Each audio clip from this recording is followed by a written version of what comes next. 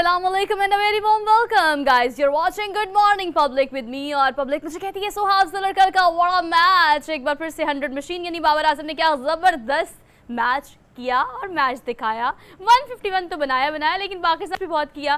खैर मैं तो बहुत खुश हूँ, हरमीत पाजी कितने खुश हैं वो जानने के लिए हमें इस्लामाबाद जाना पड़ेगा। तो चलाएं जी, मुल्तान से हम दोनों मुल्तान में थे, वैसे कल पूरा पाकिस्तान मुल्तान में ही था। मुल्तान से हम चलते हैं इस्लामाबाद। कैसे हैं आप हरमीत पाजी? अस्सलाम वालेकुम, good morning from Lahore studio.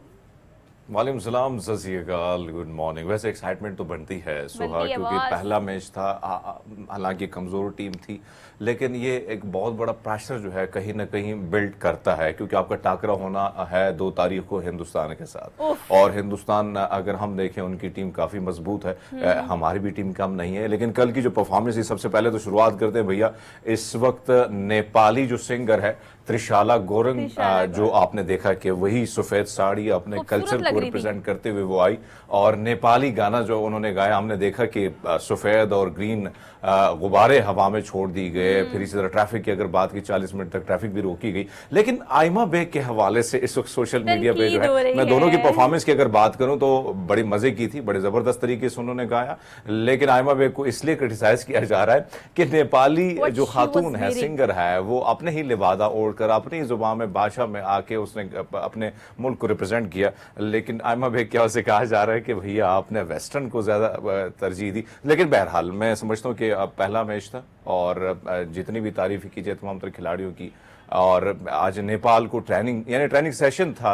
अगर आप ये समझे, कल पाकिस्तान से जिस तरह उन्होंने सीखा, बहुत कुछ सीखा होगा बाबर और इफ्तिखार से। आप बिल्कुल ठीक कह रही हैं, लेकिन अगर ओबियसली हरमीत हम बात करें सारे सिनेरियो की, तो जो आपने क्रिटिक का जिक्र किया ना, yes, social media criticism is real. आखिर हम ट्रोलिंग तक तो नहीं पहुंचेंगे, लेकिन आप बिल्कुल ठीक कह रहे हैं। उनकी ड्रेस कोड पर लोगों ने बहुत ज़्यादा तनकीद की, भाई आप कुछ नहीं तो मशरक़ी लिबास पहन लेती है, आप कुछ नहीं तो कोई भी पाकिस्तान का बड़ा नॉन ब्रांड जो है अगर आप उन्हें कहती तो आपको आराम से स्पॉन्सर कर देते। बट ऑल दो इन तमाम चीज़ों के बावजूद भी हम परफॉर्मेंस पे बात बिल्कुल नहीं कर रहे। But you are representing Pakistan all over the world. आप एशिया कप की ओपनिंग सेरेमनी में है भाई, कम से कम अपने कल्चर को तो रिप्रेजेंट करें। और हम बिल्कुल आप पे ये नहीं कह रहे कि हम कल्चरल जो इसे कहते हैं टैग वो नहीं लगा रहे आपके ऊपर। बट ऑल दो आप पाकिस्तान को रिप्रेजेंट कर रहे हैं, आप एशिया को रिप्रेजेंट कर रहे हैं, you can wear your on culture, तो वो ज़्यादा अच्छा लगता है। लेकिन आप बिल्कुल ठीक कह रहे हैं, जो नेपाली सिंगर थी जब वो वाइट साड़ी में आई तो ओ माय गॉड, क्या वो खूबसूरत लग रही थी, और क्या वो मतलब अट्रैक्शन पॉइंट ही थोड़े और थे ना। लोगों ने बहुत इंजॉय किया उस ओपनिंग सेरेमनी को। But yellow dirty fellow kind of वो जो उन्होंने ड्रेस पहना हुआ था आयमा बेग ने, लोगों ने खैर छोड़ा नहीं, लताड़ा उनको भी बहुत है।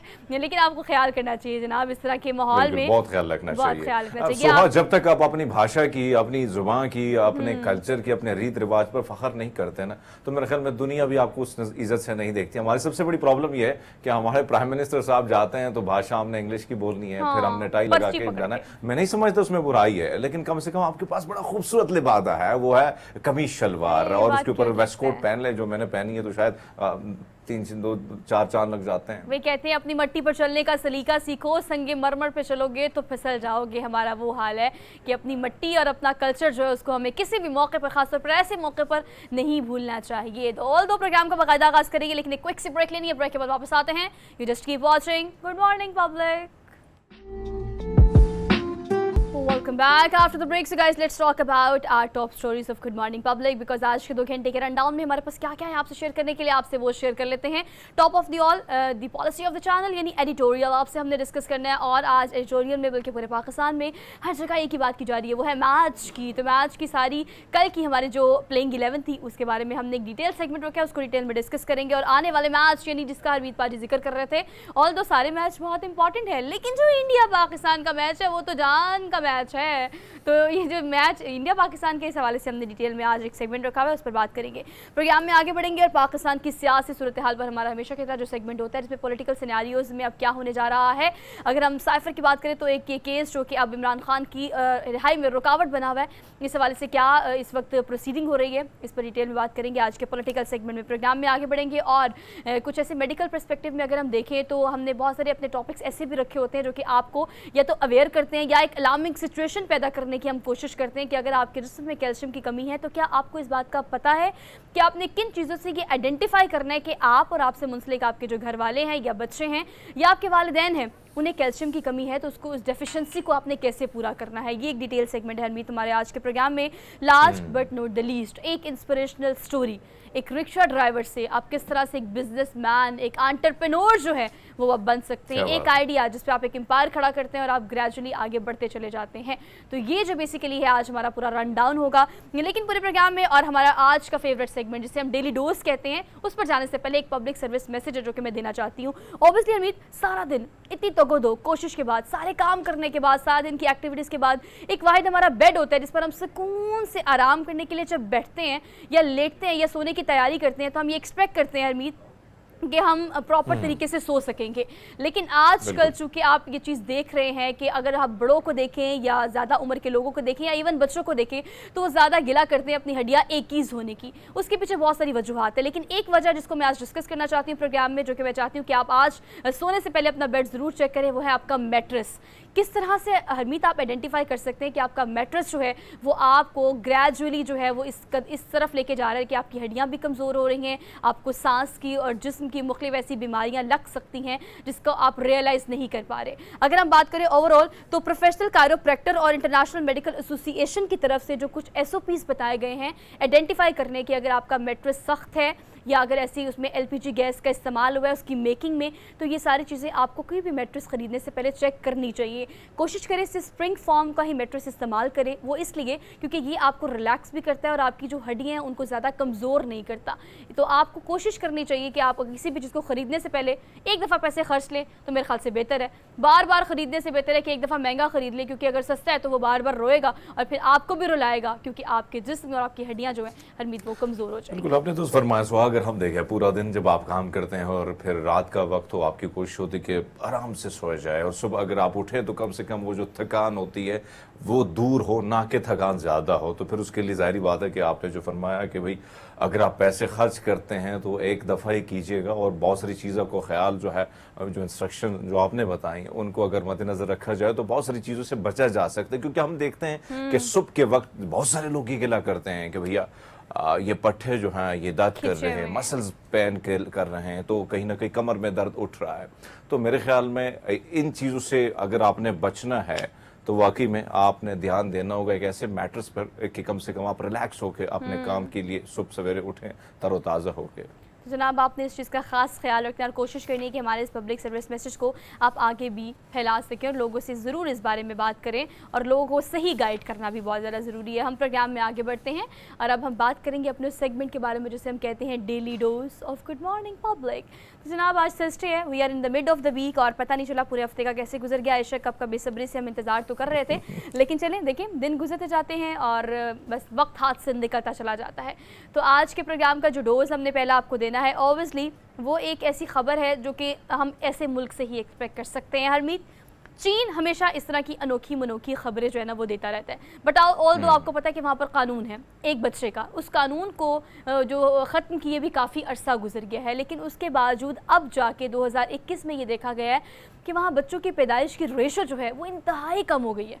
अब कोविड की अगर हम एरा की बात करें, अब अपने मुल्क की हम बात कर लें हरमीत बाजी, तो आप इससे ज़्यादा सेंसिटिविटी नहीं समझ सकते या आपसे बेहतर कोई एक्सप्लेन नहीं कर सकता कि हमारे मुल्क में आबादी किस कदर तेज़ी से बढ़ रही है। लेकिन अगर हम चीन की बात करें तो हरमीत वहाँ पर ये है कि अब बच्चे जो हैं उनकी शरह पैदाइश बहुत ज़्यादा कम हो गई है। तो उसके लिए चीन ने एक नई पॉलिसी लॉन्च किया। वो पॉलिसी क्या है मैं आपको बता देती हूँ। वो मुल्क जहाँ पर दुल्हन की उम्र 25 या इससे कम होगी तो जोड़े को इनामी रकम दी जाएगी और इनामी रकम जो है वहाँ की करेंसी में होगी ओबियसली, लेकिन पाकिस्तान ये 40 से 50 हज़ार रुपये बनते हैं। और लेकिन आपको ये मेक श्योर करना पड़ेगा कि आपकी उम्र जो है वो 25 साल है या 25 साल से कम है, क्योंकि वो चाहते हैं कि अर्ली एज में शादी हो, बच्चे पैदा हो और बच्चों की तादाद ज़्यादा हो। तो अच्छा, वैसे चाइना की बात की जाए, चाइना के लड़कों के और लड़कियों को अगर आप देखें ना तो इनका उम्र का अंदाज़ा बड़ा मुश्किल होता है। मेरे साथ एक थे यान, तो यान से मैं पूछा करता था कि यार आपकी होगी ना 20-22 या 24 साल तक हूँ।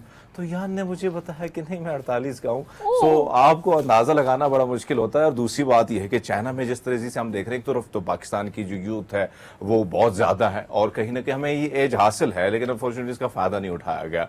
लेकिन अगर हम चाइना की बात करें, आपको याद होगा जिस तरह पाबंदियां बहुत ज्यादा लग चुकी थी कि भैया एक बच्चे से ज्यादा जो है ज्यादा बच्चे भी नहीं लाने और उसके पार जुर्माने भी लगे। लेकिन आहिस्ता अब वहां की जो इंतजामिया है, गवर्नमेंट है, वो रियलाइज कर चुकी है कि नौजवानों की जो तादाद है वो कम हो रही है और बुजुर्गों की तादाद बहुत ज्यादा हो रही है, जिससे मुल्क के लिए बड़ा नुकसान होगा। तो मेरे ख्याल में पॉलिसी में चेंजेस आए हैं।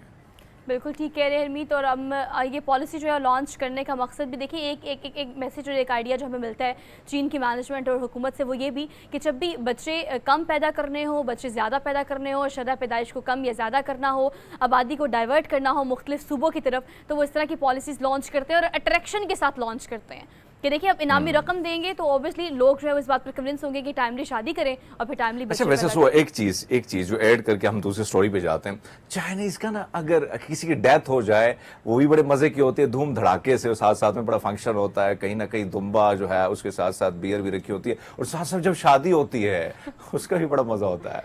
मतलब हर चीज़ चीनियों ने मज़े से करनी है। और आप एक बात बिल्कुल ठीक कर रहे थे, भय मतलब आई मीन ये उमर चोर होते हैं और उमर चोर इनका ये अब आप बिल्कुल जज नहीं कर सकते कि इनकी एज क्या है, बिकॉज इन्होंने खाए कुछ भी, गर्म पानी पीना होता है और ये आपकी ज़िंदगी गुजारने का आपको भी मैं टिप दे रही हूँ, बेहतरीन तरीका है कि आपने जो खाना है आप खाएं, लेकिन गर्म पानी पिए तो उससे आपकी बॉडी स्लीक हो जाती है और आप बड़ी अच्छी ज़िंदगी गुजारते हैं। खैर आगे बढ़ते हैं, अगली खबर पर चलते हैं। अगली खबर जो है एक आर्टिस्ट की खबर है जनाब, खुश्क च्युइंगम।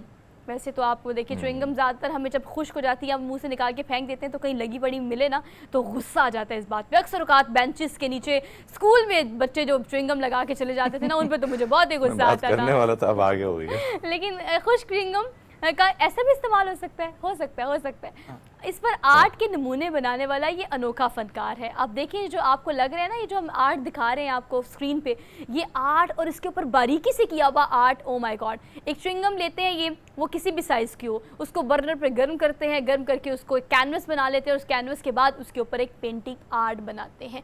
तो आप देखिए हरमीत कितना छोटा छोटा आर्ट बनाया हुआ है। और लेकिन च्युइंगम खुश्क होती है तो शायद वो हार्ड हो जाती है ज़्यादा, मतलब बात आपकी दुरुस्त है सोहा। बहुत सारी चीज़ें जो हैं वो कारामत साबित हो सकती हैं, लेकिन लोग अगर गोरे हों, क्योंकि आपने अपनी मिसाल दे दी, मैं तो बड़ा शरारती, खामोश शरारती था, तो मेरे साथ जो बेचारी जो क्लासमेट थी, छोटी उम्र होती है, शरारतें बहुत ज़्यादा होती हैं, तो या तो उनके बालों में कहीं ना कहीं खा पी के ना उसे वही लगा लेता था, या कहीं बीच में तो कहीं ना कहीं डंडे भी पड़ते थे टीचर की तरफ से, सज़ा भी बड़ी ज़्यादा सख्त होती थी। लेकिन बहरहाल अब आप देखें कि च्युइंगम जिसके बारे में हम खा लेते हैं, च्यू करके हम फेंक लेते हैं, लेकिन आप ये देखेंगे कि आर्टिस्ट क्या कर रहा है, एक खूबसूरत तरीके से उस चीज़ को एक सजावट से उसकी जो है पूरी दुनिया को या एक नया आर्ट जो है वो मुतारिफ करा रहे हैं। तो मेरे ख्याल में ये वो सारी चीज़ें जिससे हमें पता चलता है कि बहुत सारी चीज़ें हो सकती हैं अगर हम चाहें तो।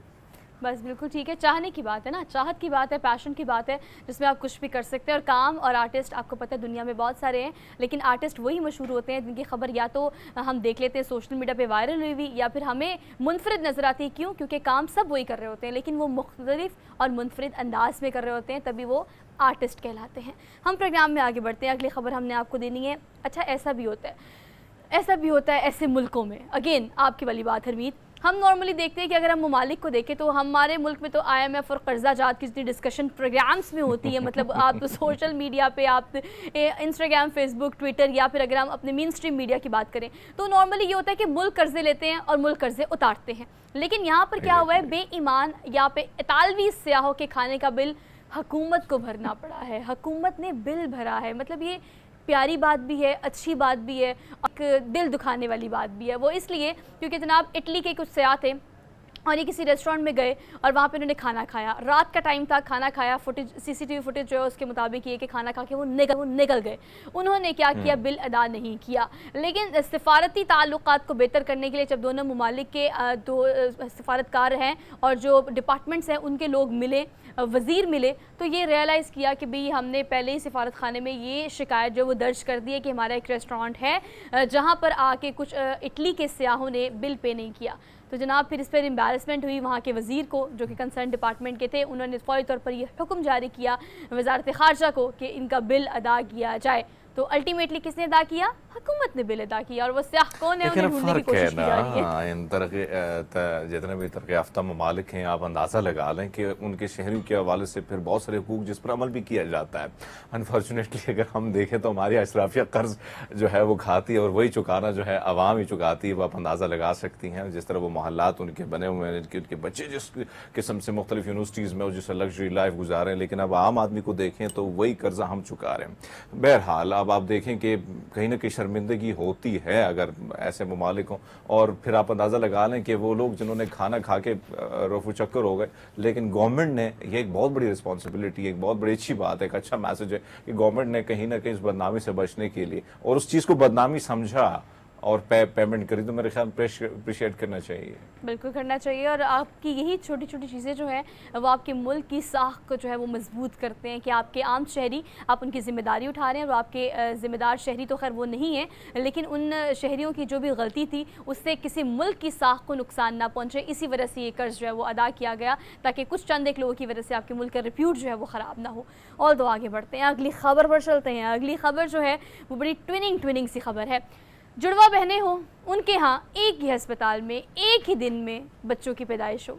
क्या इतनी भी ट्विनिंग हो सकती है? मतलब इतनी ट्विनिंग, एक तो वो दोनों ट्विन्स हैं, ठीक है, उसके बाद एक ही दिन में दोनों के यहाँ अलग अलग बच्चों की पैदाइश हुई और एक ही अस्पताल में हुई है। ये भी what a coincident kind of ये है। और ऑब्वियसली आप देखें कि वैसे 5 घंटे का डिफरेंस था। हरमीत, मैं अपने व्यूअर्स को ये भी बता दूँ, एक ही अस्पताल में तो पैदा हुई हैं दोनों बच्चे, लेकिन उनमें 5 घंटे का डिफरेंस था। एक और डिफरेंस है वो ये कि एक के जो है वो पहला बच्चा है और जो दूसरी जुड़वा बहन है उसका ये तीसरा बच्चा है। लेकिन वो इस बात पर बड़ा खुश हैं, ऑस्ट्रेलिया से इन दोनों बहनों का ताल्लुक है जो कि ट्विन्स हैं, और वो इस बात पर बड़ी खुश है कि एक तो हम भी ट्विन्स हैं, ऊपर से हम ये अब अनाउंस कर सकते हैं कि हमारे बच्चे भी एक दिन में ही पैदा हुए हैं। और ऐसे हसीन इत्तेफाक पूरी ज़िंदगी हमारे साथ होते रहे हैं। बहुत सारी चीज़ें हमने एक दिन में की हैं, मतलब उसमें से शादी भी, आपको पता है कि शादी भी एक दिन में ही हुई है, और इसके बाद फिर बच्चों का एक दिन में ही होना, एक अस्पताल में होना, ये खबर है दरअसल। वैसे सोहा अगर हम देखें, जैसे ट्विन्स बच्चे होते हैं, इसमें आपने देखा होगा एक बड़ा भोला भाला सा प्यारा सा शरीफ सा होगा, दूसरा बड़ा शरारती होगा। और मैंने ये देखा है क्योंकि हमारे गली कूचे में, मोहल्लों में बहुत सारे से बच्चे फैमिलीज में भी पैदा हुए हैं, तो जो शरारती होता है वो कहीं ना कहीं हर जगह सपोर्ट करता है अपने छोटे भाई या बहन को। मासूम सा जो होता है, मासूम होती है, और ये इनकी जो लाइफ है बहुत करीब से गुजरती है, एक दूसरे की बहुत सारी चीज़ें में मवासलत भी होती है। लेकिन इस स्टोरी से आप अंदाज़ा लगा सकते हैं कि भाई यहाँ खुशी भी इंतहा को पहुँचती कि आपकी शादी एक दिन को, फिर औलाद भी, उसमें भी आप कहीं ना कहीं 5 घंटों का फ़र्क जो आप बता रही हैं, तो वाकई में एक्साइटमेंट बढ़ जाती है। लेकिन हम ये सिमिलैरिटीज़ हरमीत देखते हैं यकीनन, और ट्विंक्स में तो खास तौर पर इस तरह की सिमिलैरिटीज़ हम बहुत ज़्यादा देखते हैं। और ये भी ऑस्ट्रेलिया से खबर है जो कि हमने आपको दी है इसलिए कि आप इससे रिलेट कर सकें। So we are done with our daily today. Quick C break लेनी है, ब्रेक के बाद वापस आते हैं, प्रोग्राम को यहीं से कंटिन्यू करेंगे, हमारे साथ रहिएगा।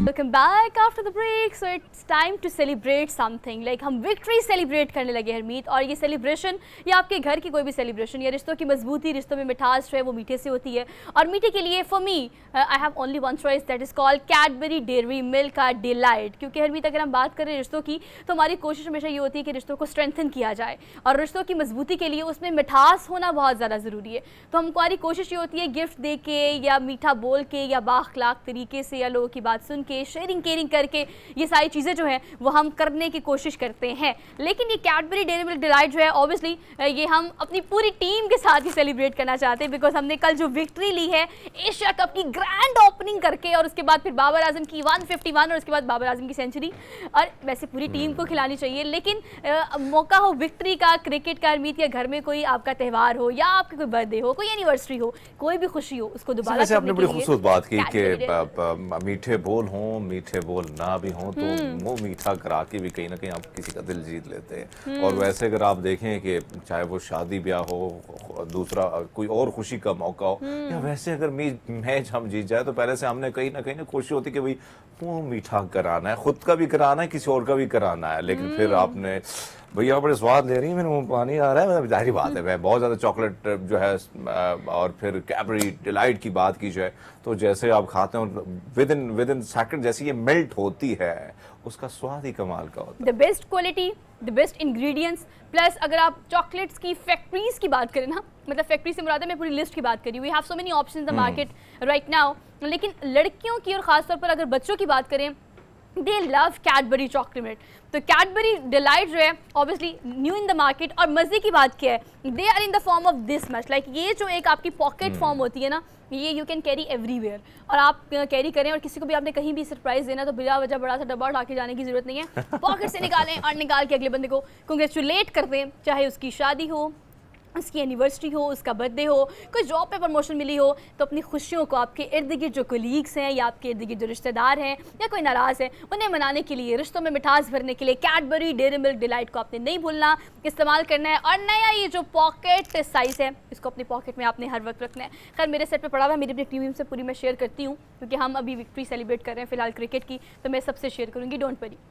हम प्रोग्राम में आगे बढ़ते हैं, हमने प्रोग्राम को भी आगे बढ़ाना है। अब हमने डिस्कस करना है मुल्क की सियासी सूरत हाल को। ऑब्वियसली अगर हम बात करें पाकिस्तान तहरीक इंसाफ के चेयरमैन इमरान खान, जिनको रिहाई तो मिल गई तोशाखाना में, लेकिन वो रिहाई में रुकावट अभी साइफर बना हुआ है, और साइफर कहा जा रहा है कि मजीद कॉम्प्लिकेटेड हो सकता है। लेकिन इस सारे सिनेरियो में एक चीज़ जिसको हम आहिस्ता आहिस्ता भूलते चले जा रहे हैं, वो ये है कि मुल्क में होने वाले इंतखाबात जो कि आइन और कानून के मुताबिक 90 दिन में होने थे, होने हैं, या होंगे या नहीं होंगे, ये $1 मिलियन क्वेश्चन जो है ये वैसे का वैसे ही है। खैर इस पर हम बात कर लेते हैं। रहनुमा पाकिस्तान पीपल्स पार्टी शहजाद सईद चीमा सब हमारे साथ मौजूद है, उनको हम आज के प्रोग्राम में खुशामदीद कहते हैं। अस्सलाम वालेकुम sir. Sir thank you so much for joining us for good morning public, आपको खुशामदीद कहते हैं। सर कहिएगा पाकिस्तान पीपल्स पार्टी का जो मौक़िफ़ है वो इस हवाले से क्या है कि हम बहुत सारी चीज़ों के बारे में बात करें, वो महंगाई हो और वो पाकिस्तान तहरीक इंसाफ के चेयरमैन इमरान खान की रिहाई को लेकर बहुत सारी बातें की जा रही हैं, हर टॉपिक पे बात की जा रही है सियासत में ख़ास तौर पे, लेकिन इलेक्शंस जो हैं उसके बारे में उस तरह से अब बात नहीं हो रही। हमारी निगरान हुकूमत आ की जिनका काम है ट्रांसपेरेंसी के साथ इलेक्शन कराना, लेकिन ये जो मरदमशुमारी की जो मंजूरी दी गई है, और उसके बाद आपने देखा मुश्तरका मुफादात कौंसिल के इजलास ने ये ऐलान कर दिया और शहबाज शरीफ भी ऐलान करके गए हैं, तो क्या आपको लगता है कि अगले करीब 90 दिन में इलेक्शन हो जाएंगे, या आप लोग का मौक़िफ़ क्या है इस हवाले से? बिस्मिल्लाहिर्रहमानिर्रहीम, बहुत शुक्रिया आपका। हमारा बड़ा आसान, सिंपल और वाज़ेह मौक़िफ़ है, आईनी मौक़िफ़ है। क्या आइन का आर्टिकल 224 का 1, 2, 3 बहुत वजाहत के साथ, क्लैरिटी के साथ वो ये बताता है कि जो जनरल इंतखाबात है असेंबली के डिसॉल्व होने के बाद या आईनी मुद्दत पूरी होने के बाद 90 और 60 रोज के अंदर, अब ये डिसॉल्व की गई इसलिए इसने 90 रोज के अंदर से ये इलेक्शन हर सूरत में होने और आर्टिकल 224 को कोई और चीज बुलडोज नहीं कर सकती, ट्रेसपास नहीं कर सकती, इंटरवीन नहीं कर सकती, not even election commission of Pakistan. Delimitization है। शहजाद साहब, आपकी ही पार्टी ने जो तक़वियत दी, मिलकर इत्तेहादी जमात थी गवर्नमेंट में, और आप लोगों ने सदर के जो इख्तियारात थे वो कहने के इलेक्शन कमिश्नर को दे दिए। इलेक्शन कमीशन के पास अब इख्तियारात का जो है मामला बहुत ज़्यादा है, लेकिन हम चाहे वो ताख़ीर का मामला हो या सेंसस के हवाले से, उसमें भी आप लोगों ने हुकूमत का साथ दिया। अब इस बड़े मामले पे यू टर्न लेना, और अगर इंतखाबात डिले होंगे तो पीपल्स पार्टी की क्या हिकमत अमली होगी सर? ये जो हमने सीसीआई की आप बात कर रहे हैं कि हमने काउंसिल कॉमन इंटरेस्ट में आके तो हमने उसको डीलिमिटाइजेशन वाले मामले पे आके या सेंसस वाले को हमने उसको एंडोर्स किया था। वो हमने एंडोर्स इसलिए किया था कि उसमें कुछ सीटें नहीं बढ़ रही थी, सीटों का इजाफा नहीं हो रहा था, और अगर सीटों का इजाफा नहीं हो रहा तो डीलिमिटाइजेशन की कोई जरूरत महसूस नहीं हो रही थी। इसलिए पाकिस्तान पीपल्स पार्टी ने उसका साथ दिया था। और पाकिस्तान पीपल्स पार्टी देखिए 90 रोज में क्यों ना हो, अगर आज इंटरम गवर्नमेंट या बाकी सियासी जमातें, मैं कहता हूँ इसमें ख्वाहिशात अपनी जगह पर, किसी को कंपूट करता है वो अपनी जगह पर, आइन की इंटरप्रिटेशन तो देख लें, उसको तो कर लें। हर सियासी जमात पे लाजिम है, आपके पास हर जमात के साथ बड़े बड़े जय्यद काबिल मुखला हजरात मौजूद हैं। आप इसकी इंटरप्रिटेशन जो सी है आप किसी ऑनरेबल कोर्ट से ले सकते हैं। वो लेने के बाद जो इसकी इंटरप्रिटेशन आ रही है 224 की, जो इसकी मजबूत आईनी हदूद आ रही है, अगर उसके मुताबिक होने में क्या अमल माने, जबकि डीलिमिटाइजेशन कोई चीज हुई नहीं, इसलिए हुई नहीं है कि आपकी सीट्स में अगर इजाफा हो रहा, बहुत हिलचुल हो रही हो। सर एक और सिंपल सा सवाल, सर अगर ये इलेक्शन नहीं होते, जो हमें लग रहा है कि नून लीग की खामोशी इस्टेब्लिशमेंट को अगर देखा जाए तो कहीं ना कहीं दोनों तरफ हमें एक पेज नजर आता है, लेकिन पीपल्स पार्टी की तरफ अगर हम देखें तो ऐसा लगता है कि मामला बहुत मुख्तलिफ है।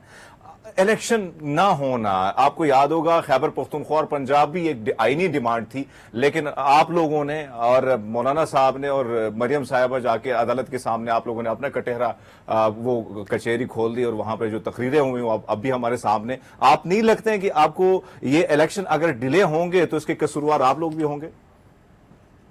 सर, हम उसके यकीनन कसूरवार होंगे। हम इस तरह से कसूरवार होंगे कि अगर हमने इस डिले के आगे अगर पाकिस्तान पीपल्स पार्टी खड़ी ना हुई, आईनी तौर पर, सियासी तौर पर, जमहूरी तौर पर। ठीक है, शहजाद चीमा साहब जो है वो हमारे साथ मौजूद थे और इस हवाले से मजीद भी हम उनसे ज़रूर पूछेंगे अरमीत। लेकिन एक बात बिल्कुल ठीक है, पाकिस्तान पीपल्स पार्टी का जो मौक़िफ़ है वो इस हवाले से मेरे ख्याल से अब जाके क्लियर हुआ है।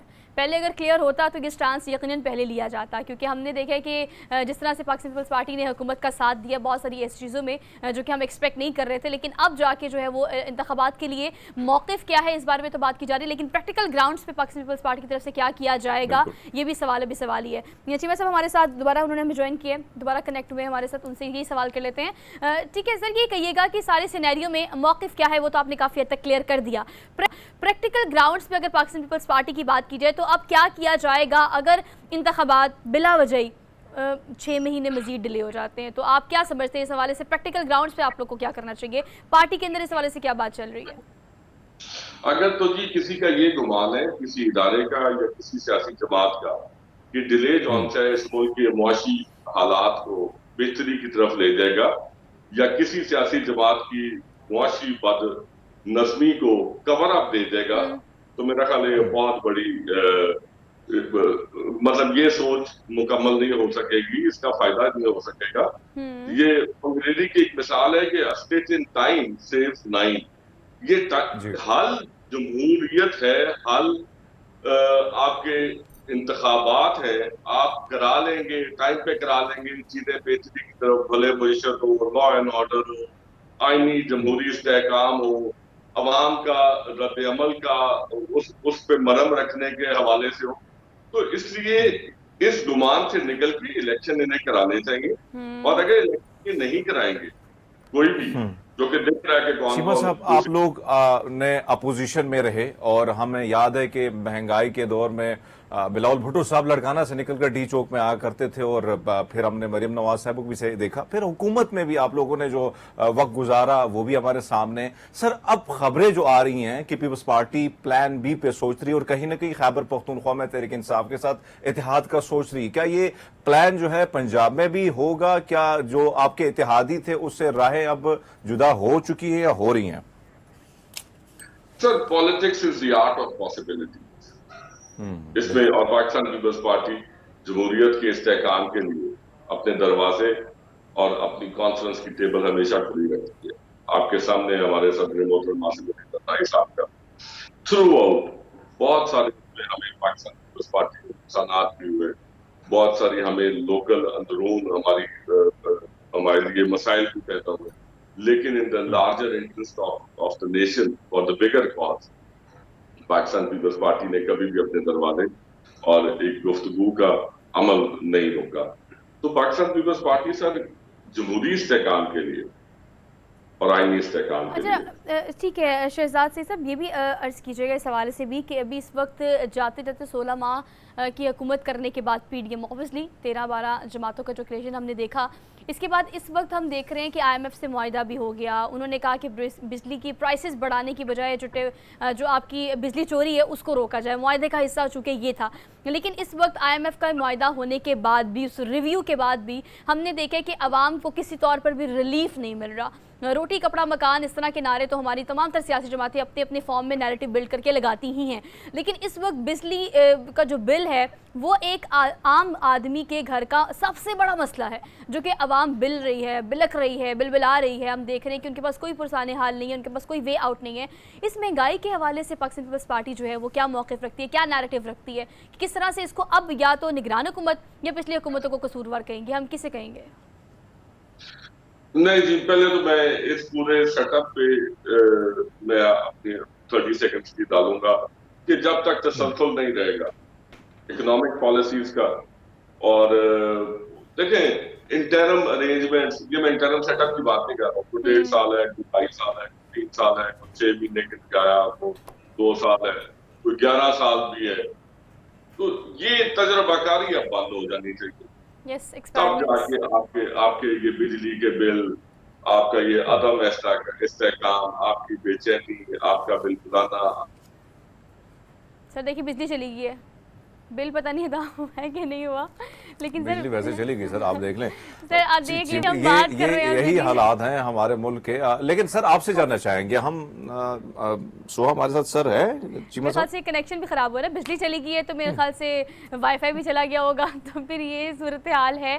खैर ये लाइव एग्जांपल है, ऑब्वियसली बात करते करते ये जो इंटरप्शन हुई है, ये इंटरप्शन एक हर आम बंदे की ज़िंदगी में है कि बिजली कब चली जाए पता नहीं, और बिल कब आ जाए, बिल नहीं आए बल्कि बिल का बॉम्ब आ जाए। ये और अब आप अंदाजा लगा लें कि हमारी जो वजीर खजाना है उसने तो हाथ पहले से ही खड़े कर दिए हैं, और अब आप यही होता है हमारे में, जो हुकूमत आती है कहते हैं हमें नहीं मालूम था कि पिछली हुकूमत में क्या हुआ। अब यही वजीर खजाना भी कह रही हैं कि सब्सिडी भूल जाएं बिजली पेट्रोल का। अच्छा सर, चीमा साहब आपकी तरफ आएंगे।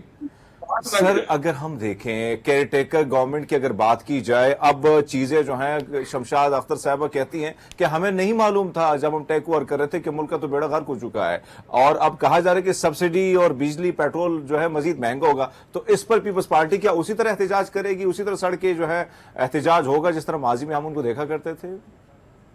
मेरा ख्याल है कि देना चाहिए हमारे लिए। अवामी तकलीफ जो सी है, अवामी जमात पाकिस्तान पीपल्स पार्टी, आप यकीन कीजिए ग्रास रूट पे हम सर्वाइव करते हैं, बिल्कुल प्योरली अवाम के साथ, चौक थड़े चुबारे गांव में जो हालात देख रहे हैं यहाँ पे, मैं हैरान हूँ कि क्या ये हालात इवाने इकदार में नहीं देख रहे, ये इदारों के सरबराहों को नहीं देख रहे, और अगर ये नहीं देख रहे तो देख लेना चाहिए। ये this pulse is not good. ये जिस तरफ को जा रही है सूरत-ए-हाल, और जायज जा रही है, बेचारे मार्केट। आप यकीन कीजिए कि अभी लाइट गई है, आपको शायद ये अंदाजा होगा कि लाइट वो है पावर फेलियर हुआ। मुझे ये अंदेशा लगा कि बिजली काट तक है। इस हद तक आप यहाँ पे सूरत-ए-हाल पहुंच चुकी है। आपके बिजली के बिल बढ़ेंगे, आपके फ्यूल के बिल, उसकी एनर्जी की कॉस्ट बढ़ेगी, डीजल पेट्रोल बढ़ेगा, उसका जाएगा काम पर। अल्टीमेटली आपकी आवाम के पास अनएथिकल डाउन द चेक हर चीज है। डॉलर की सूरत हाल देखिए। हरमीत हमारे पास टाइम कम है। हाँ टाइम में सर, लेकिन जब आप लोग गवर्नमेंट में होते हैं तो आवाम के पास जाना तो क्या मिलना बड़ा मुश्किल होता है, लेकिन जैसे ही अपोजिशन में आ जाते हैं बहुत सारी चीज याद आ जाती हैं। सर आपको क्या लगता है कि इस मुश्किल हालात से निकालने के इलेक्शन कितना जरूरी है? हाँ, बाय हुक बाय क्रुक होना कितना जरूरी है? बाय हुक क्रुक की मैम जरूरत ही नहीं है, ये तो कॉन्स्टिट्यूशनल रिक्वायरमेंट है। ये बहुत जरूरी है, ये वाहिद हाल है। ये आप तारीख उठा के देख लें, पूरी दुनिया की उठा के देख लें, पाकिस्तान की उठा के देख लें, आप सिर्फ ये कॉन्स्टिट्यूशनल रिक्वायरमेंट के मुताबिक आप इस मुल्क में इलेक्शन कराते जाए, आएंगे 10-15 साल 30 साल। शहजाद साहब thank you so much for being here. आपकी बात से कंक्लूड कर देती हूँ। हरमीत आपका सवाल भी बिल्कुल ठीक है कि इस वक्त ये जो है ना इलेक्शन, यही वाहिद इस मुल्क की अहम जरूरत है जो कि बर वक्त होना बहुत ज़्यादा ज़रूरी है। एक ब्रेक लेनी है, ब्रेक के बाद वापस आते हैं। Keep watching good morning public. Welcome back after the break. So guys we are in the second hour of the show, और आपको पता है कि कोई सेकंड ओपिनियन नहीं है इस बात में कि आजकल हर जगह एक ही चीज़ के बारे में बात हो रही है। ऑब्वियसली एशिया कप का बुखार जो है वो ज़ोरों शोर से चढ़ा हुआ है, लेकिन एक के बाद एक विक्ट्री तो हमें चाहिए, लेकिन एक के बाद जो एक रिकॉर्ड हम बना रहे हैं ना, व्हाट अ परफॉर्मेंस। कल की जो बाबर आजम ने 151 तो चले किए किए, बट ऑल दो जो उन्होंने हाशिम आमला का रिकॉर्ड तोड़ा, और वो रिकॉर्ड जो है बेसिकली अगर हम देखें इस सारे सिनेरियो में, हमें बड़ी खुशी है इस चीज़ की कि वो अब इंडिया का कल में ऑब्वियसली विक्रांत गुप्ता को कैसे भूल सकते हैं किसी भी प्रोग्राम में, वो जब उनका एनालिसिस पढ़ते हैं तो उन्होंने कल खुद कहा कि वो आहिस्ता आहिस्ता 100 करने की मशीन बनते जा रहे हैं, और ये टाइटल बिल्कुल ठीक था इंडिया की तरफ से। लेकिन ऑल दो हमने देखना ये कि अभी आगे और पिक्चर भी बाकी है, मेरे मतलब ये वाला सीन है कि अभी बहुत ऐसे मैचेस होने हैं जो थोड़े क्रिटिकल भी हो सकते हैं, थोड़े मुश्किल भी हो सकते हैं। तो खैर इस सारी सूरत हाल पर हम बात कर लेते हैं। हमारे साथ जो है हमेशा की तरह हाफिज़ इमरान मौजूद हैं, स्पोर्ट्स एनालिस्ट हैं। उनको आज के प्रोग्राम में हम वेलकम कहते हैं। अस्सलाम वालेकुम, कैसे हैं आप इमरान? ठीक हैं? शुक्रिया, Imran, thank you so much for joining us for good morning public. Obviously कल का मैच जो है वो आपने भी बड़े देखा होगा एक्साइटमेंट के साथ। कल तो वैसे एक तो पहला मैच था, एशिया कप की ओपनिंग अल्हम्दुलिल्लाह पाकिस्तान ने की, फिर मुल्तान से की, और फिर नेपाल और पाकिस्तान का जो मैच था उसके लिए वैसे ही हम बड़ी पॉजिटिव अप्रोच रखते थे। लेकिन कल जो मैच देखा शुरू से शुरू कर लेते हैं। ओपनिंग जोड़ी जो है उस पर आप क्या कॉमेंट करेंगे, क्यों हम फॉर्म में नहीं थे?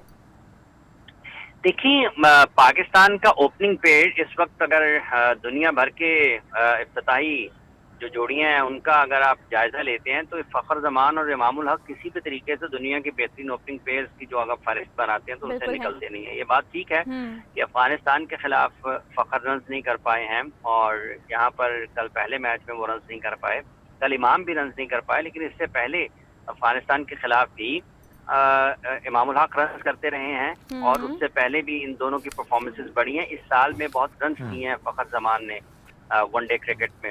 इस वक्त अच्छा जो एक्साइटमेंट थी वो कल हम देखी हमने, और अब जाहिर बात है 2 तारीख के का भी इंतजार किया जा रहा है। लेकिन पहला मैच था, जाहिर बात है टीम कमजोर थी आप ये कह सकते हैं, लेकिन परफॉर्मेंस हर खिलाड़ी ने बड़ी जबरदस्त तरीके से कोशिश की। आपको क्या लगता है सर, ये जो जीत थी ये आने वाले मैचेस में कितना आपका साथ देती, चाहे वो टीम छोटी हो या बड़ी?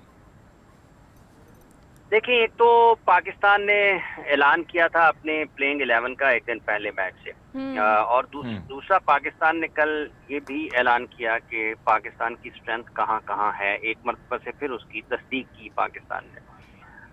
340 से ज़ायद रन ऑन बोर्ड करना और फिर लगभग 250 के मार्जिन से फतह हासिल करना, तो दोनों शोबों में पाकिस्तान ने एशिया कप की दीगर तमाम टीमों को बता दिया कि हम ये स्ट्रेंथ रखते हैं, हम ज्यादा रन भी कर सकते हैं और हम कम रन पर आउट भी कर सकते हैं।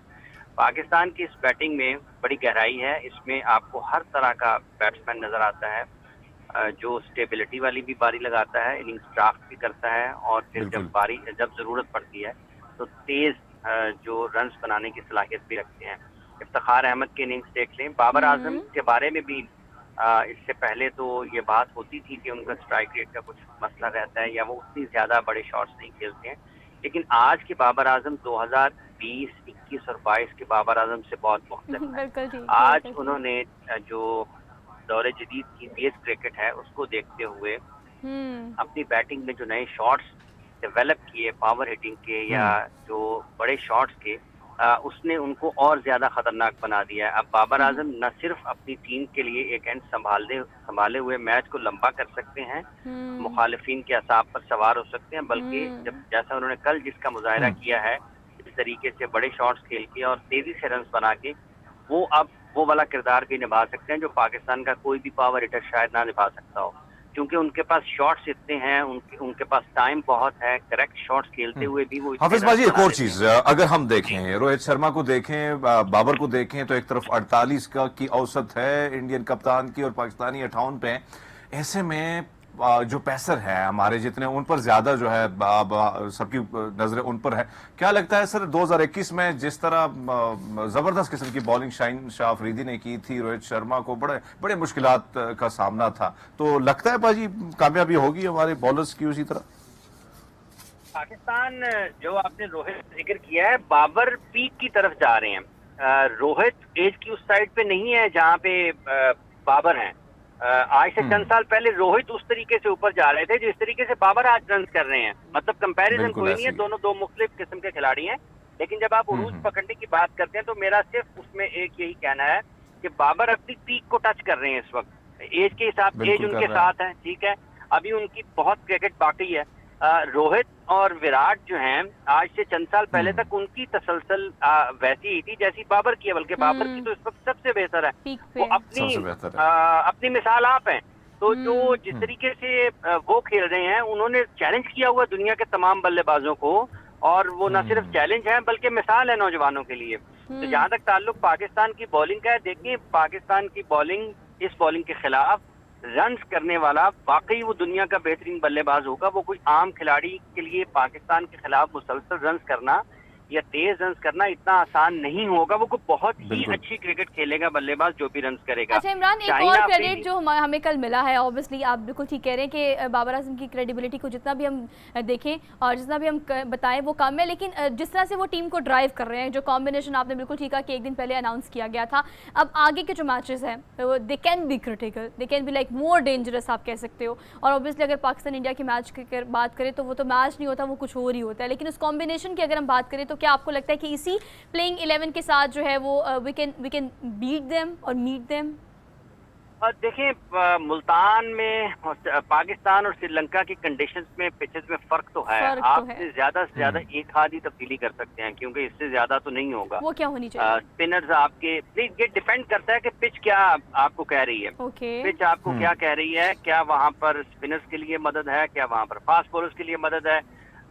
इसलिए वो जो एक आध तब्दीली होनी है उसका इन्हिसार सारे का सारा पिच पर होगा, कंडीशंस के ऊपर होगा। लेकिन इसके बावजूद भी पाकिस्तान की जो पेस, पाकिस्तान की बैटिंग में आप देखें 11वें नंबर पर अगर हारिस रऊफ आते हैं इस टीम में, तो वो भी बड़े शॉट्स खेल के कुछ ना कुछ करने की बल्ले के साथ सलाहियत रखते हैं। इसी तरीके से जब आप अपनी बॉलिंग ऑप्शंस की बात करते हैं, देखें मजबूत टीमें भी हारा करती हैं। अपनी पीक पे ऑस्ट्रेलिया बांग्लादेश से भी हारा है, पाकिस्तान पे बांग्लादेश से हारा है। तो ये जमानत नहीं होती है कि आप भरपूर वसाइल के बावजूद भी हर मैच जीतेंगे। लेकिन जब आप उनका मवाजना करते हैं, जब आप जायजा लेते हैं, तो आपको नजर आता है कि पाकिस्तान के पास दुनिया के 3 बेहतरीन गेंदबाज हैं। पाकिस्तान के पास नहायत बासलाहियत स्पिन बॉलिंग बॉलर्स हैं, जिसमें शादाब की आप अफगानिस्तान के खिलाफ और कल के मैच में नेपाल के खिलाफ बॉलिंग को देख सकते हैं। नवाज शामिल है, तो ये 5 हो गए। 6ठे और 7वें आपके पास सलमान अली आगा और इफ्तिखार अहमद भी मौजूद हैं। तो 7 हाफिज भाई, एक और चीज जो खासकर रिजवान के हवाले से आपने देखा, काफी तनकीद भी हो रही है, लेकिन फिर भी आपने कल देखा बड़े जबरदस्त तरीके से उन्होंने जो है बल्लेबाजी की। अब आपसे जानना चाहेंगे सर, मुश्किलात जाहिर बात है, एक टफ टीम है हमारी जो अभी अगर हम देखें तो हमारी टीम किससे पीछे नहीं है, जितने भी सीरीज आए उसमें हमें जीत मिली है। आगे क्या लगता है, स्पिन को ज्यादा तनकीद का निशाना बनाया गया है, आपको क्या लगता है किन किन चीजों का ख्याल अब रखना होगा, कौन सी हिकमत अमली और कौन सा बॉलर हिंदुस्तान का उसको कैसे खेलना है इसको? देखिए पाकिस्तान जो स्पिन बॉलिंग है ना, दुनिया के जब आप बहुत अच्छी स्पिन बॉलिंग खेल रहे होते हैं तो फंस जाते हैं, बड़े बड़े खिलाड़ी भी फंसते हैं। पाकिस्तान के बैट्समैनों का ये मसला जरूर रहा है कि वो बहुत अच्छा नहीं खेलते स्पिनर्स को, लेकिन ऐसा भी नहीं कि हमेशा ही अच्छा नहीं खेलते। पाकिस्तान हाल ही में श्रीलंका में टेस्ट क्रिकेट खेल के आया, तो वो उनकी स्ट्रेंथ स्पिन बॉलिंग है, तो पाकिस्तान ने अच्छा परफॉर्म किया।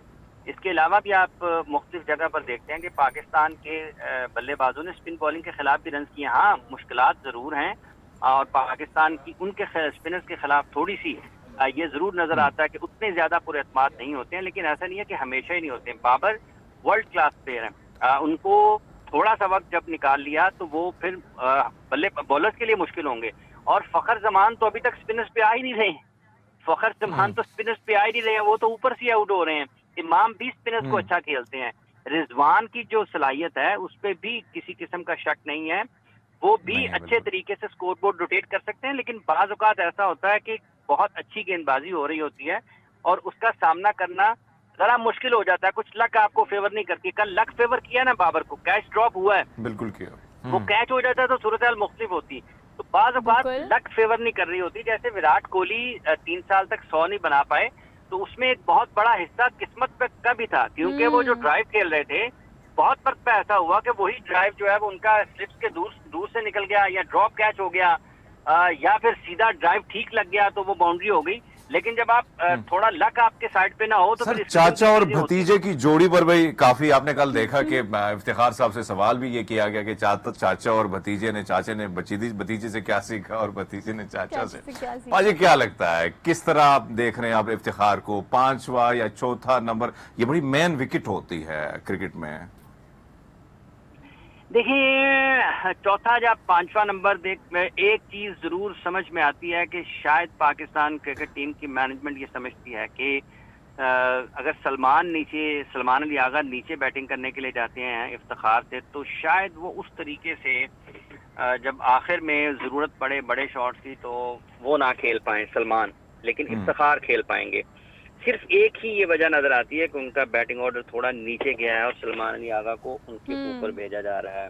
इसके अलावा कोई दूसरी वजह नहीं है। इफ्तिखार में दोनों तरह की बैटिंग वो कर सकते हैं। वो बड़े शॉट्स भी आसानी के साथ खेल सकते हैं और वो स्कोर बोर्ड को रोटेट करने की सलाहियत सिंगल्स डबल्स के साथ और मैच को लंबा करने की भी सलाहियत रखते हैं। बिल्कुल इसलिए कल ये जो उनका बैटिंग ऑर्डर जिसका आपने सवाल किया है, सिर्फ एक ही यही वजह नजर आती है कि शायद वो बड़े शॉट्स ज्यादा आसानी और बेहतरी के साथ खेल सकते हैं, मगर ना तो कोई मेरा ख्याल और वजह नहीं है। अब ये सलमान अली आगा के ऊपर इस चीज का जरूर है कि उनको अपनी विकेट की वैल्यू जरूर करनी चाहिए। जब 25-20 ओवर 25-27 ओवर्स पड़े हुए हैं और कप्तान आपके साथ खेल रहे हैं, 4 आउट हो गए हैं, तो आपको थोड़ी जिम्मेदारी का जरूर मुजाहरा करना चाहिए कि मैच को लंबा करें, क्योंकि हर मर्तबा ऐसा नहीं होगा कि बाबर और हर मर्तबा जो है वो इमरान कोर चीज लक जो है वो इस तरह से काम नहीं करेगी कि बाकी खिलाड़ी जो है नहीं करती ना, मतलब नहीं, हर दफा नहीं अगर करती। पकड़ा जाता बाबर का 55 पे तो मतलब सूरज मुख्तलिफ होती। क्या होता है। ठीक है Imran, thank you so much for being here. और बिल्कुल ठीक है कि ऑब्वियसली अगर हम टीम की क्रेडिबिलिटी की बात करें तो we got the best combination so far till now, तो वो हमें देखना पड़ेगा कि इसी कॉम्बिनेशन के साथ इंशाल्लाह और इसी प्लेइंग 11 के साथ अगर हम आगे जाते हैं तो आगे आने वाला जो मैच है उसमें किस तरह से हमने परफॉर्म करना है, इस पर हम बात तब तक करते रहेंगे जब तक परफॉर्मेंस का टाइम नहीं आएगा। So team again best of luck from good morning public. एक क्विक सी ब्रेक लेनी है, ब्रेक के बाद आपको ज्वाइन करते हैं। Welcome back after the break. So आजकल पाकिस्तान में जॉब अपॉर्चुनिटीज़ ना होने की वजह से यंगस्टर्स जो है वो बड़ी तादाद में बहुत परेशान है, इसमें कोई दो राय नहीं है अरमीत। लेकिन हम बात करते हैं डिजिटल इरा की। So we switched ourselves to digital Pakistan, इसमें कोई दो राय नहीं है। और बड़ी तादाद में अब नौजवानों ने डिजिटल वर्ल्ड में डिजिटल मार्केटिंग में अपना नाम बनाना शुरू कर दिया है। लेकिन आपसे इस तरह की success stories, inspirational stories share करने का मकसद ये होता है कि हम आपको भी ये बता सकें कि अगर आप किसी जॉब ना होने की वजह से, जॉब चली जाने की वजह से परेशान हैं तो आप कुछ भी कर सकते हैं, बशर्ते कि आपके अंदर विल होनी चाहिए। एक ऐसी ही सक्सेस स्टोरी हरमीत हमने आज अपने व्यूअर्स से शेयर करनी है। अगर हम डिजिटल मार्केटिंग की इस मार्केट की बात करें तो इसमें आहिस्ता आहिस्ता हम देख रहे हैं कि लोग नए आइडियाज़ के साथ आ रहे हैं। लेकिन जिसने मुलाकात मैं आपकी कराने जा रही हूँ, उन्होंने जब इस करियर का आगाज़ किया तो आप यकीन करें उनकी सक्सेस स्टोरी को मैं सिर्फ 2 लफ्ज़ों में बयान करूँगी। वो ये कि उन्होंने रिक्शा ड्राइवर थे, वो वहाँ से हरमीत उन्होंने शुरू किया और आज वो एक डिजिटल मार्केटिंग कंपनी को ऑन करते हैं और दुनिया में तमाम मल्टीनेशनल कंपनी के साथ डायरेक्टली पाकिस्तान को रिप्रेजेंट भी कर रहे हैं। ज़र मुबादला कमाने की अगर बात करें तो डॉलर्स भी पाकिस्तान में आ रहे हैं। उन्होंने कैसे काम शुरू किया, आप उनकी स्टोरी से क्या ले सकते हैं, इस पर हम बात करने के लिए वली को आज के प्रोग्राम में वेलकम कहते हैं। वली शायने कहते हैं। वली कैसे हैं आप? अल्हम्दुलिल्लाह, आप कैसे हैं? अल्हम्दुलिल्लाह Wali, thank you so much for being here और आपके आने का शुक्रिया। मैं चाहती हूँ कि मैं सवाल आपसे कम करूं और आप सिर्फ अपनी रुदाद मुझे सुनाएं और जो देखने वाले हैं वो उनको बताएं कि आपने शुरू कैसे किया, लाइक स्टार्ट कैसे हुआ। हाँ, मैं बहुत छोटी इसमें मुझे यानी कि रोड पे निकलना पड़ गया था और काम शुरू करना पड़ गया था। तकरीबन मेरी 14 ईयर्स एज थी जब मैंने काम स्टार्ट किया। जो मेरी पहली जॉब थी वो मेरी पेट्रोल स्टेशन पे थी, पेट्रोल अटेंडेंट की। तो वो हमारे गांव के साथ ही एक छोटा सा पेट्रोल स्टेशन था, मैं वहाँ पे जॉब करता था और मैं वहाँ पे झाड़ू वगैरह भी लगाता था और सारी चीज़ें। जो रिक्शा ड्राइवर वाली स्टोरी है वो थोड़ी सी बात की है जब मैं 16 और 17 ईयर्स में आया था, तब से मैंने चलाना शुरू किया।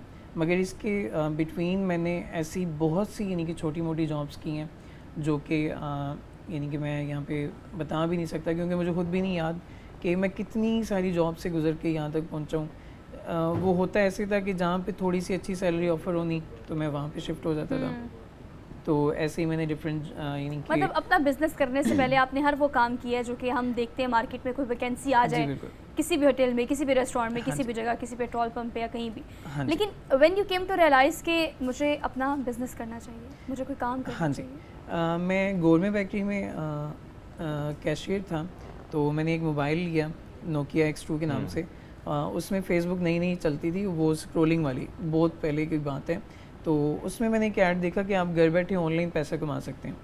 तो वहाँ से मुझे इंटरेस्ट बिल्ड हुआ कि मैं भी पैसे कमा सकता हूँ ऑनलाइन घर बैठे। तो मेरे वालिद साहब जो थे वो सिक्योरिटी गार्ड थे मॉडल टाउन में। तो मैंने उनको कन्विंस किया कि काइंडली मुझे आप एक लैपटॉप ले दें ताकि मैं उस पर अपनी ये वाली जर्नी स्टार्ट कर सकूँ।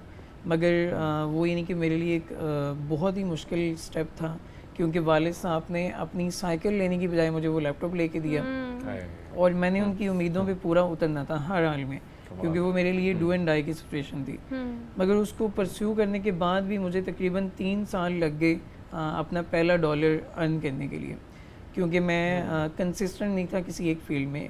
ऑनलाइन मार्केट के अंदर भी काफ़ी सारी फील्ड्स हैं जैसे बोली ब्लॉगिंग है। एक बात जो आपने बताई, जाहिर बात है मुश्किलात होती हैं लाइफ में, आपने मुख्तलिफ मराहल से गुजरना होता है और उससे गुजर के कहीं ना कहीं जो है आपने जो मंजिल का सोचा होता है उस पर आप पहुंच जाते हैं। आपने जो फरमाया कि वालिद साहब ने कुर्बानी दी अपनी साइकिल की और आपके लैपटॉप ले लिया, 3 साल का अरसा लगा। भाजी मायूसी भी कभी कभी कि ये तो नहीं हो रहा है, कुछ भी नहीं हो रहा है, $1 तक नहीं आया है। अब बहुत मायूसी होती थी क्योंकि मैं पार्ट टाइम यानी कि लैपटॉप पे बैठा रहता था 6-6 घंटे 8-8 घंटे, मगर वो वर्क नहीं करती थी कोई चीज़, क्योंकि मैं जल्दी पैसा कमाने के चक्कर में था, मुझे जल्दी पैसा चाहिए था। मगर हर फील्ड में आपको एक स्पेसिफिक टाइम अपनी स्किल्स को मास्टर्स करने के लिए चाहिए होता है, जो कि मेरे पास नहीं था। तो मैं कभी यूट्यूब स्टार्ट कर ली, कभी ब्लॉगिंग की तरफ चला गया, कभी मैंने यानी कि ऐसे छोटे मोटे ट्रिक्स के पीछे भागता गया, तो मैं कभी एक स्पेसिफिक टाइम वो स्किल को दे नहीं पाया। तो मगर 3 साल का एक वो बहुत ही लंबा अरसा गुजारने के बाद मुझे हर वो चीज़ करनी आ गई थी, तो मैंने लोगों को उसकी सर्विस देनी शुरू कर दी, जिसमें वेबसाइट डिज़ाइन आ गया, जिसमें वेबसाइट की मार्केटिंग आ गई, सोशल मीडिया मार्केटिंग आ गई, यूट्यूब चैनल यानी कि रन करने आ गए। तो ऐसे अच्छा छोटे एक और चीज़ थी कि आप जो बता रहे हैं ना, obviously you have started like almost so many years ago, जब इतना ट्रेंड नहीं था इस चीज़ का। अब तो देखो इतनी अवेयरनेस हो गई है कि हम अगर अपने प्रोग्राम की बात करें तो शायद हम 12 हरमीत के प्रोग्राम कर चुके हैं कि फ्रीलांसिंग कैसे की जाती है और डिजिटल मार्केटिंग कैसे की जाती है और आप ई कॉमर्स में क्या क्या एक्सपर्टीज़ है जो आपको आनी चाहिए। अब बहुत अवेयरनेस हो गई है और अब बड़ी तादाद में बच्चे ये काम कर भी रहे हैं। जब आपने शुरू किया तब तो ये इतना ट्रेंड भी नहीं था और लोगों को इतनी अवेयरनेस भी नहीं थी। लेकिन कुछ चीज़ें आज भी मुश्तरक हैं, जैसे कि आज भी लोग चाहते हैं कि अगर वो फ्रीलांसिंग करना शुरू करें तो उनको दिनों में $1 आ जाए। बिल्कुल ऐसे। आप क्या समझते हैं कि आप जिन मल्टीनेशनल कंपनीज के साथ काम करते हैं, क्या आपको अपनी कंपनी एजेंसी इमेज सेट करना पड़ता है? किन चीज़ों की रिक्वायरमेंट होती है जो कि आपको इस काबिल बनाती है कि आप काम करें और अपने $1 कमा सकें? आजकल सबसे ज़्यादा आसान जो $1 अर्न करना है वो यही है कि आप सबसे पहले कुछ छोटी मोटी स्किल अपनी सीख लें। जैसे कि वीडियो एडिटिंग हो गई, वेब डिज़ाइन हो गया, ग्राफिक डिज़ाइनिंग हो गई, ऐसी बेतहाशा ही नहीं कि छोटी मोटी स्किल्स हैं जो कि अभी भी बहुत सारी चल रही हैं एआई आने के बाद भी।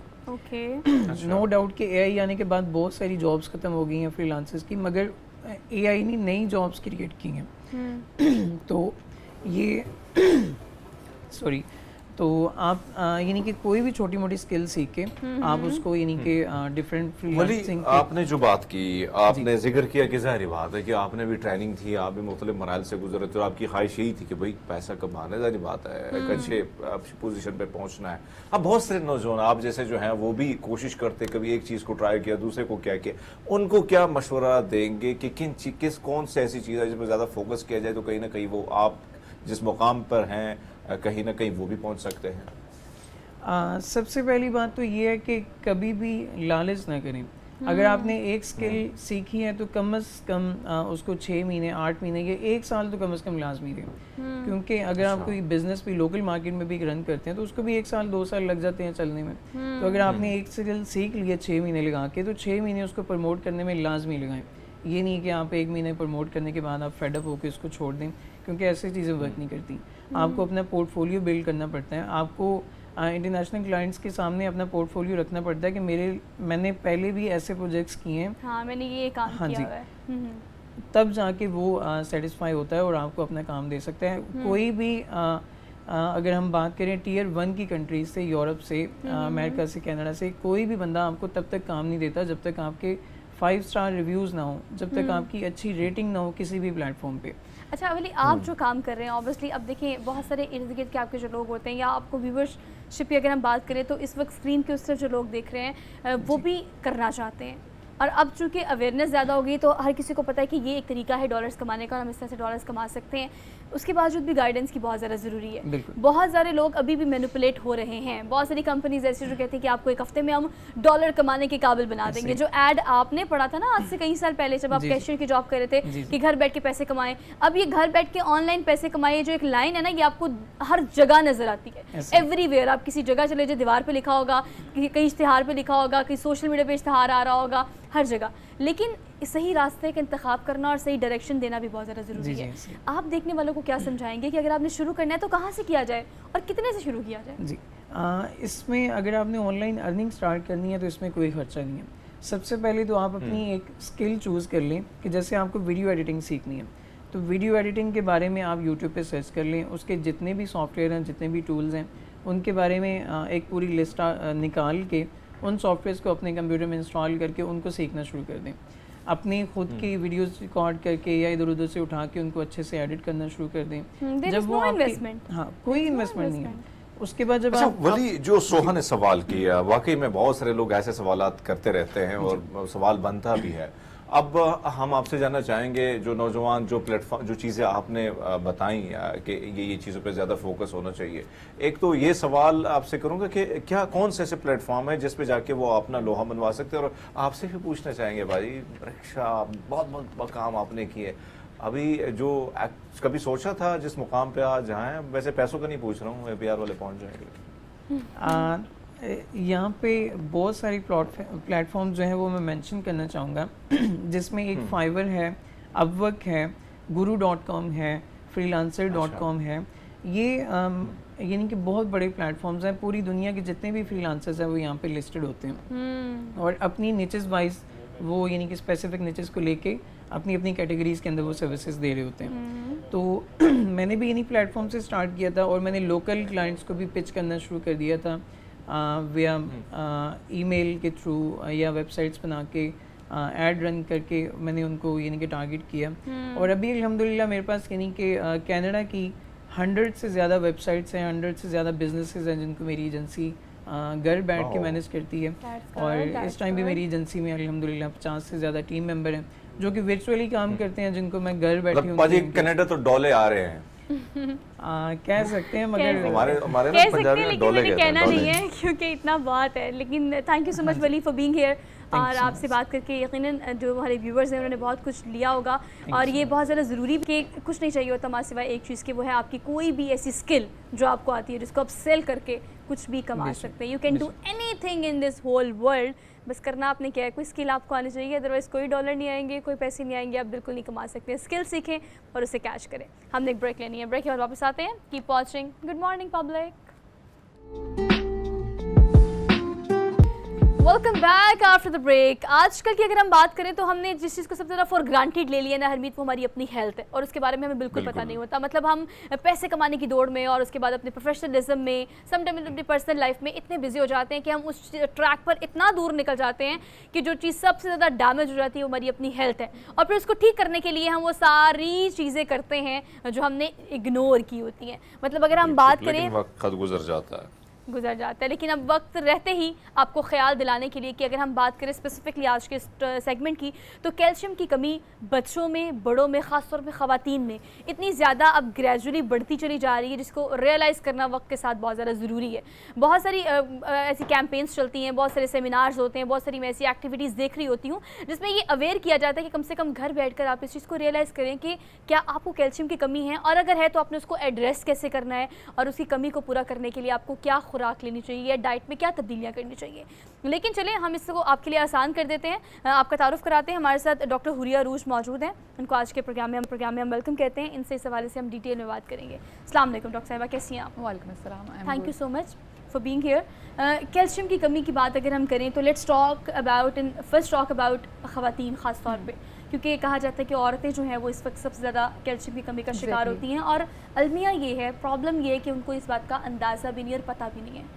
कैल्शियम की कमी होती है किन चीज़ों की वजह से? अच्छा, बेसिकली अगर कैल्शियम की बात की जाए तो कैल्शियम आजकल हमारा पूरा मुल्की, जिसमें मेल भी आ सकते हैं, फीमेल भी, लेकिन फीमेल्स में ज़्यादा इसकी डेफिशिएंसी इसलिए आती है क्योंकि हम लोग अपना इतना ख्याल नहीं रखते, कॉन्शियस नहीं होती। बच्चों में, जॉब में जो उनकी लाइफ चल रही होती है जिसमें वो अपने आप को लेके जा रही होती हैं, बेसिकली उसमें क्या होता है कि कैल्शियम कहीं ना कहीं डेफिशिएंसी कहीं ना कहीं निकल आती है। अब इसका डायग्नोस करने का बेहतरीन क्या वे होता है जिसमें लाइक हमें पता लगता है कि डेफिशिएंसी है, आपको आया नहीं है या है, आपको कैल्शियम लेने की ज़रूरत है कि नहीं। वो basically female to female, person to person it's totally differ ये करता है क्योंकि फीमेल्स में मेजरली ज़्यादा कैल्शियम डेफिशिएंसी डायग्नोज होती है। लोअर बैक पेन बहुत होता है, मसल्स क्रैम्प बहुत होता है, फटीग बहुत होती है, थक बहुत जाती हैं। एक पोस्चर पे बैठी हों तो शोल्डर के मसल्स बहुत ज़्यादा दुखने लग जाते हैं। सबसे ज़्यादा कॉमन है ख़वातीन में। एग्जैक्टली, ये फीमेल्स में इसलिए है क्योंकि फीमेल्स में कैल्शियम के साथ आयरन डेफिशिएंसी भी होती है। मतलब ये दो चीज़ें साथ चल रही होती हैं जिसकी वजह से ज़्यादा ट्रिगर होता है। फिर मेजर कैल्शियम आपका करता है इसमें टारगेट, और साथ विटामिन D3, क्योंकि कैल्शियम कैल्शियम और विटामिन डी दोनों साइड बाय साइड चल रहे होते हैं। Parallel। अगर कैल्शियम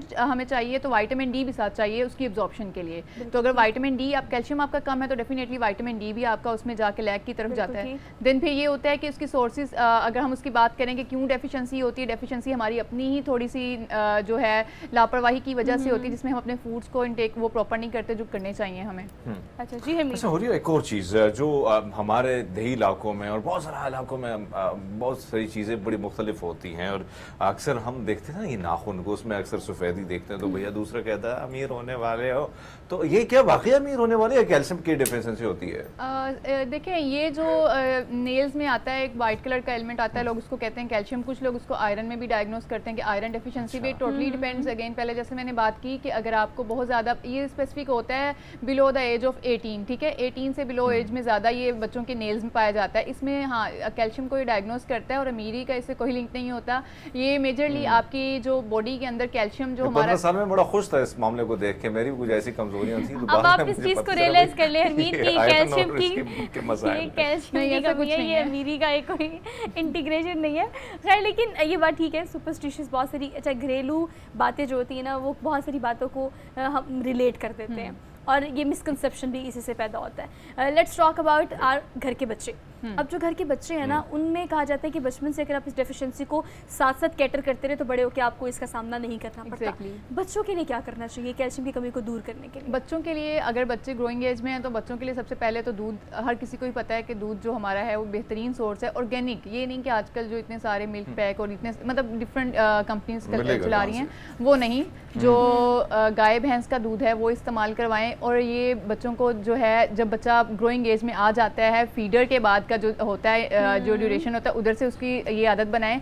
कुछ माएँ मेरे पास क्लिनिकल साइट पे आके कहती हैं जी हमारा बच्चा दूध नहीं पीता, तो हमें कुछ ऐसा बताएं कि हम उसमें कोई फ्लेवर डाल दें ताकि वो पी ले। चॉकलेट डाल दें, कोई और बहुत सारे फ्लेवर्स आते हैं जो कहते हैं कि हम उसको ऐड करके उसको मजबूरन देते हैं क्योंकि वो वैसे लेता ही नहीं है, यूज नहीं करता। तो ये जो टेस्ट डेवलप करना है ये मदर्स का काम है, किसी डॉक्टर का काम नहीं है, किसी का भी ये काम नहीं है, क्योंकि ये मदर्स ही बच्चों की अपब्रिंगिंग कर रही होती है। उनको ब्रॉटअप वगैरह जब हो रहा होता है तो उनमें उसकी जो डेवलपमेंट है वो आपने ही फूड की करनी है, टेस्ट की करनी है। ये बताएं कि अगर हम कुछ ऐड करते हैं फॉर इंस्टेंस बच्चों के लिए करना पड़ता है मदर्स को, उनको लगता है कि ये एक सोल्यूशन है बच्चों को इस चीज़ की ऐड डालने का, तो क्या उसकी अपनी ग़िज़ाइयत पे फ़र्क पड़ता है कुछ इस तरह से डालने से? अगर आपको चॉकलेट डाल रहे हो, कोई फ्लेवर डाल रहे हो? हाँ, इसकी बहुत मैं आसान वर्ड्स में इसका बताऊंगी। जैसे फॉर एग्जांपल हम दूध लेते हैं उसमें शेक लोग फ्रूट मिक्स करके ले लेते हैं, तो जो आपकी फ्रूट की ग़िज़ाइयत होती है और जो दूध की ग़िज़ाइयत होती है जिसमें कैलोरीज होती हैं, बहुत अच्छी न्यूट्रिशन वैल्यूज़ होती हैं, वो सारी आपकी लॉस हो जाती हैं।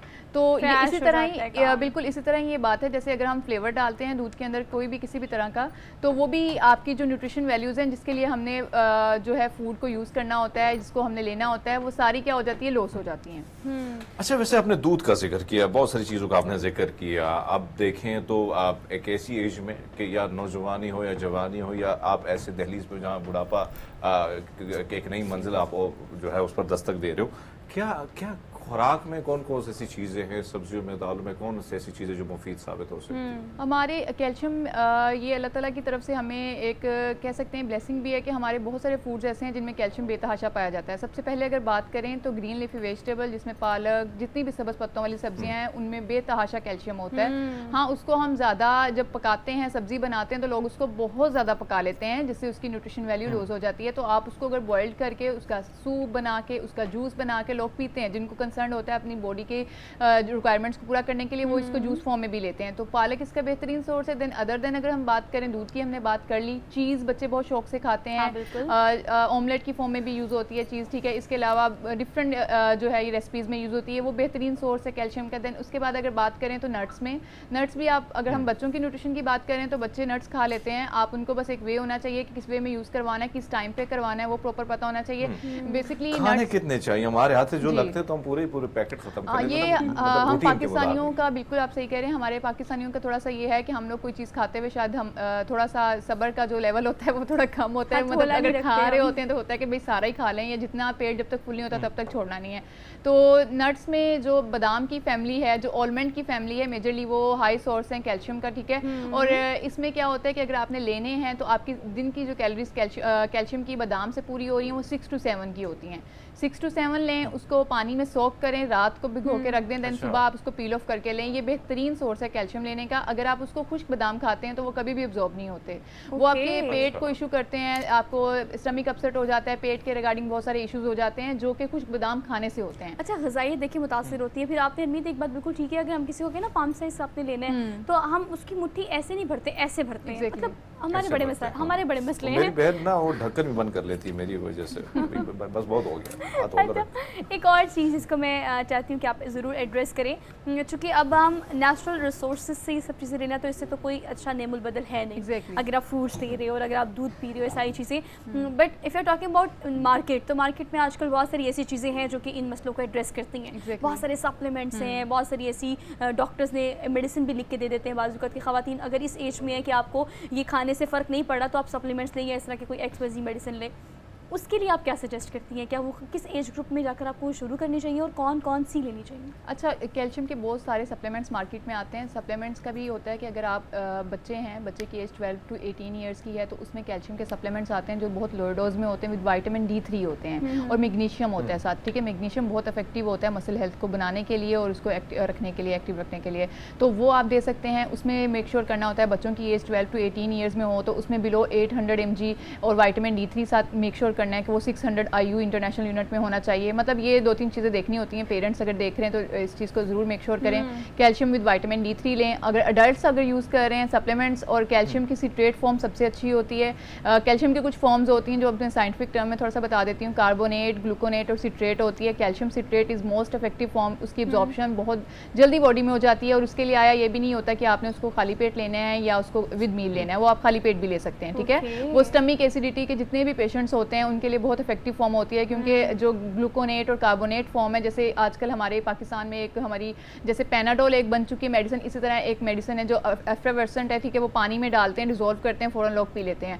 उसका थोड़ा सा ये है कि उसमें विटामिन D की स्ट्रेंथ बहुत कम है, तो वो किडनी स्टोन की तरफ लॉन्गर टर्म यूज़ करने पे लेके जाती है। मतलब excess of everything is bad है, चीज़ की ज़्यादती वैसी बुरी है, लेकिन हम वो पैनाडोल हो या इस तरह की कैल्शियम की मेडिसिन जो हमें लगता है कि नहीं इसको हम कंसिस्टेंसी से लेते चले जाएंगे तो मसलों को एड्रेस किया जा सकता है। मसला दरअसल आपकी लाइफस्टाइल और आपकी हेल्थ का है और कोई मसला नहीं, और मसला बहुत बड़ा भी नहीं है। खैर डॉक्टर साहब, thank you so much for being here. इस पूरे तरह से हम कंक्लूड कर लेते हैं कि ऑब्वियसली अगर आप इस सारे सिनेरियो को देखें तो हम भागते चले जा रहे हैं अपने करियर के पीछे और बहुत सारी चीज़ों के पीछे, और जो चीज़ हम गवा देते हैं वो है हमारी अपनी हेल्थ। एक दिन आप बीमार होते हैं तो आपसे कोई काम नहीं होता, तो भाई जान है तो जहान है, अपनी जान का ख्याल रखें, और अपनी जान से मुराद अपनी सेहत है, अपनी सेहत का बहुत ख्याल रखें। और हमें दीजिए इजाज़त, इंशाल्लाह आपसे मुलाकात करेंगे कल। अपना बहुत सारा ख्याल रखिए, अल्लाह हाफिज़।